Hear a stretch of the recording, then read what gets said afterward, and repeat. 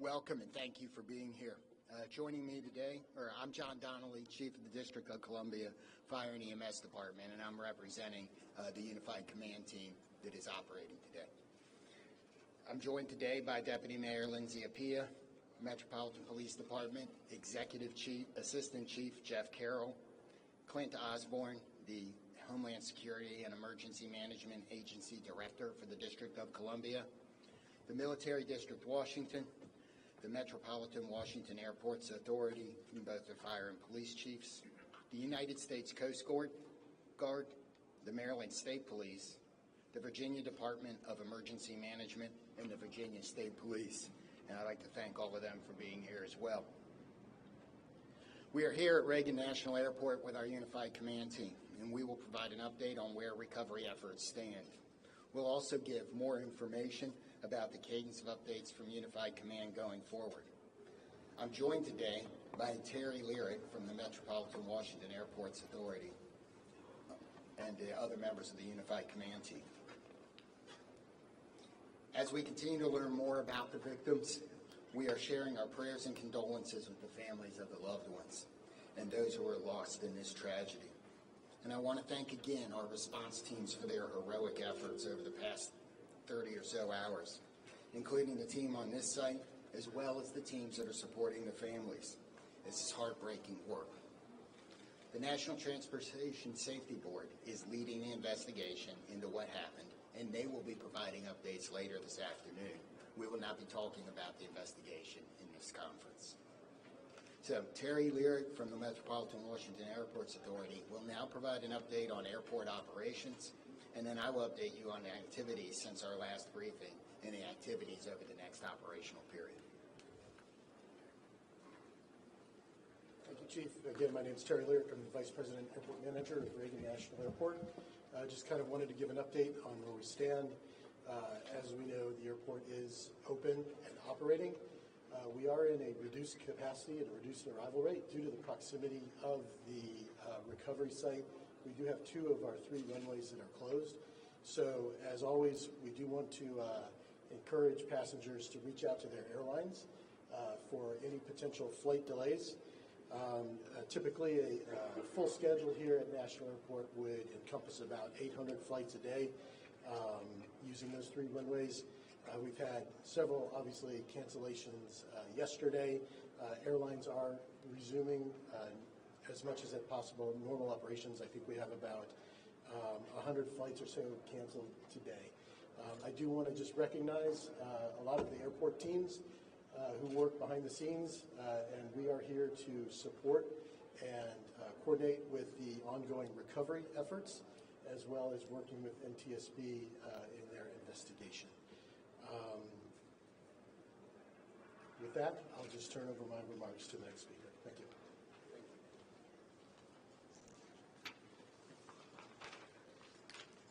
So, overnight, our teams continued search operations and surface work, including side sonar scanning, shoreline searches, and aerial searches. Also, 2 Coast Guard cutters have arrived on station, and you may be able to see them out there on the water. Other efforts off-site included the NTSB, American and PAL Airlines, and district officials meeting with families at the Family Assistance Center and providing the support that they need to get through this horrible event. We have recovered 41 sets of remains, and 28 of those victims have been positively identified. And as of 6 a.m. this morning, next of kin notifications have been made to 18 families. Going forward with our recovery operations, search teams will continue to work the site. We'll do side sonar scanning, searching the shoreline, and aerial operations. Our dive teams are working in targeted areas, and additional Coast Guard assets will arrive this afternoon. The salvage crews have begun to arrive on the scene, and they're assessing the work that's going to be needed to recover the aircraft from the water. We expect those operations to begin no later than tomorrow afternoon. The teams are also working the shoreline down the river, as we do expect some debris to be dragged by the current. And if members of the public believe they have information or have discovered potential wreckage, we're asking you not to touch it and to call 911, and we will send somebody out to get it.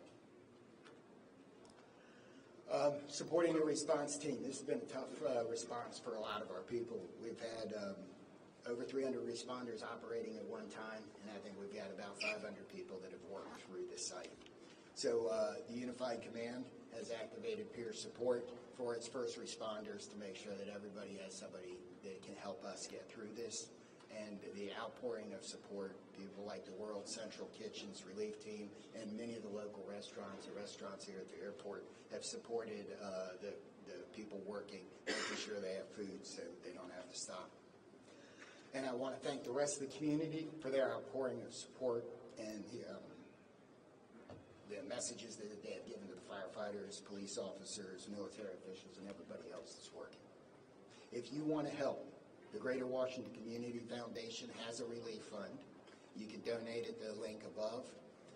We also, be careful, avoid your fundraising scams, only trust verified sources, and ways you can help is to amplify that message using trusted sources on social media.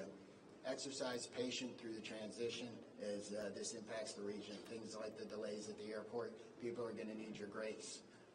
I know we've got a lot of vehicles around. We've got some areas closed that are normally open to the public around the river, and we need your patience in that. Check in on your friends and neighbors, and if you're feeling anything about this event, please call the crisis hotline, talk to a medical professional, and you can use 988 on your phone.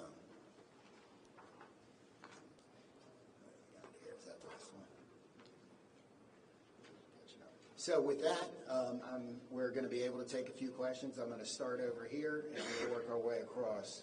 1, 2, 3. Yes, sir. Hi, it's Campbell Roberts from the New York Times. Can you talk about the FAA's decision to restrict helicopter flights in and around National Airport? So the question is, can anybody talk about the FAA's decision to restrict flights in and around National Airport? I don't believe we have any. So that's probably beyond the scope of this interview. You'll have the NTSB later, and that's something I might ask them. Yes, sir. Chief Skyler Heather with CBS News. Given the time that has passed, can you describe the conditions right now as it relates to the recovery process and whether you all think that y'all will be able to recover more bodies? Okay, the question was, given the time that has passed and the conditions outside, do we believe we're going to be able to recover more bodies? And there's a lot of challenges with that. So I'm going to answer that one. I'm going to say that, yes, we expect to recover all of the bodies. We have that's why our teams are still working. We're going to have to work with the salvage company to do some of that work. Yes, sir. If I may ask a question on behalf of the Reagan National Airport. This is Alex Gabriello with News Nation. A lot of questions now circulating about the crowded airspace surrounding this airport. Also reports about other close calls, including 24 hours before the fatal accident. We've seen the FAA take the position of restricting the airspace, specifically Route 1 and 4 for choppers in this area. What is the airport's position about potentially toning down some of the air traffic around this airport, and should this have been done sooner, specifically the restrictions on the airspace for choppers on Route 1 and 4? Yeah, sure. The question was regarding air traffic, helicopter routes up and down the Potomac, right? That is an FAA responsibility. The airspace is controlled by the FAA. The airport does not have any responsibility outside of the surfaces of the airport itself. But most certainly, this has been conversations that you've had when it comes to safety for the airport, for the passengers that come in and out of D.C. Mm-hmm. Absolutely. The FAA does regulate the airport, and we follow all FAA safety regulations. Again, all I can say is the FAA is responsible for the airspace. very briefly, a question for the chief. Sir, how long do you expect it to take for the salvage to be removed from the river to recover the bodies and do everything that's necessary to bring closure for these families? So we're working as fast as we can. I'm not going to be able to give a timeline on that as there's a lot of unknowns. But we hope that we have we have more salvage equipment here tomorrow, and that operation can begin then. So next three questions. 1, 2, 3. Yeah, Chief Perry Russin, ABC News. How is weather affecting recovery efforts? Rain today, rain forecast later. What are the elements inside the river? How has all of this affected recovery? So the question is, how does the weather affect the recovery operation? In my view, it may slow it down slightly, but all of the units out here, all of the people work year-round in all conditions. We're going to be careful. We're going to make sure we don't hurt anybody else, but the weather we've seen so far is weather we can work in. If that were to change, that would affect it, but we haven't seen that. I will get one question at a time. Chief, you talked earlier about access to the site and to gain access to that area. You don't think that ice was a real problem that day, but the John Glenn has been out of service for some time. Do you have an update on when that vessel can be put back in service? The question is access to the site and the John Glenn is the fireboat for the District of Columbia. So what I referred to on access to the site is things like Gravelly Point being closed and that being lost as a local recreation area while we're working. There was some ice on the river. We made good access to the site with everybody else. The John Glenn, as has been reported, is one of the district's fireboats. It is not the primary asset for this type of operation, and while it's in the shop, it didn't affect anything, and we hope to have it back by this summer. Yes, sir. Mr. Lyric, I have a follow-up question about the runway closures. Brady Trimble with Fox. So you said 2 of 3 are closed because of their proximity to the crash site. Yeah. Can you explain why they remain closed? Sure, absolutely. So the question is, why are 2 of the 3 runways here at National Airport closed? So if you're familiar with the runway configurations here, we have a main north-south runway, and we have 2 what we call crosswind runways. The 2 crosswind runways, if aircraft were to take off or land over the aircraft recovery sites that is out there right now, those would be impactful to the operation. So we've elected to keep those runways closed. And to follow up, how long do you expect that to remain the case? And are you saying that if there are still recovery teams in the Potomac, then there's no chance that these 2 runways are going to open? And how does that impact? Yeah, sure. So the question is asking how long we anticipate those runways to be closed. That's a dynamic situation. We work with the FAA. I think what we've communicated is we anticipate our expectation is a week. However, we'll reassess on Monday, and as the recovery efforts go, it's a fluid situation, obviously. Yeah. Okay, Paul, here, and there. Chief, talking salvage, can you confirm that you're not going to be able to recover the remaining bodies until you're able to get the fuselage off the floor of the river and onto the barge? And then my follow-up to that is, are you making an effort today to get into the helicopter to recover those 2 bodies? So the question is, do we believe we have to lift the aircraft out of the water in order to finish and find the rest of the remains? And the second part of the question was, are we focused on the helicopter today? And the answer to the first question is yes. I believe for us to recover the rest of the remains that we are going to need to get the fuselage out of the water. The second part of the question is yes, a lot of our operations, not all of them, but a lot of our operations today are focused on the helicopter. Yes, ma'am. Yeah, this question's for Mr. Lyric. I'm about Cox by DC. Can you confirm sufficient staffing moving forward to be in the tower? I don't know if that's in your scope or It's not. So the question was regarding staffing in the air traffic control tower. That's outside my scope of responsibility. Chief Donnelly, can you talk a little bit about the toll this has taken on your teams, and specifically how many people still remain? I know on day 1 there were upwards of 300 mutual aid. Who's still out there? So,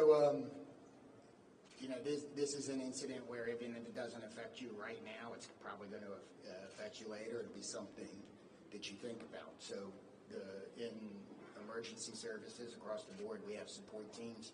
The National Capital Region, all of the departments do, so they've been activated. The International Association of Firefighters regional peer support team has been activated to help support.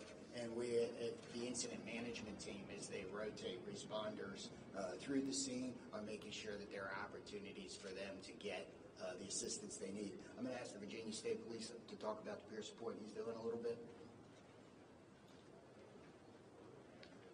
I'm First Sergeant Blank with the State Police in Virginia.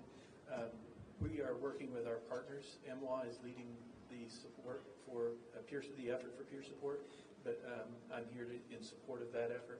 And we have several regional partners that are contributing to that, including mental health professionals who are on site from ANOVA and from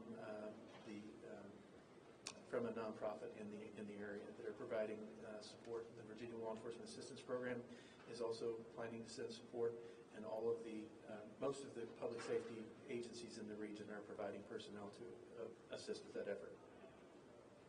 Yes, ma'am. Ariel, Harlem, News now. I know this is an unpleasant question for you, Chief, but we've been hearing reports of people that live along the river and potentially see departure remains coming up on shore. People are seeing these. Is that anything you're hearing, or is that what you're keeping people away from some of these shores? So we're not keeping anybody away from the shoreline for any of those reasons. If we've closed off an area like Gravelly Point here, it's because we have emergency access vehicles coming in and out, and we need the access to the river. We have received some 911 calls about either debris or remains. I don't know that we've actually found any remains. We've certainly picked up debris from those 911 calls. So we're going to do 3 more and go 1, 2, and 3 in the back. Yes, sir. Thanks, Chief. Jonathan Kersley from Channel 9 Australia. This is a question for Terry. Terry, as Vice President and Manager of this airport, what concerns have you had specifically about the congested airspace? And have you ever raised those directly with the FAA? So again, the United States airspace is the safest in the world. Safety is one of our top priorities, and we continue to ensure that the airport is safe for operations. To follow up on that, it wasn't safe in this instance. There have been near misses here before. You would have been made aware of those as manager of this airport. Have you raised concerns with the FAA about the congested airspace around Washington's airport? Yeah, I can say again, we work with the FAA. We're regulated by the FAA. We comply with all FAA safety regulations. But that doesn't answer the question. Yes, sir.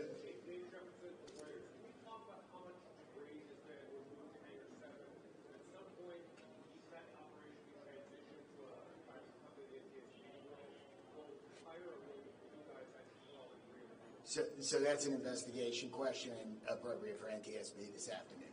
We'll take 2 more. Yes, sir. Tom Resnick, Johnson, I had a question for Terry as well.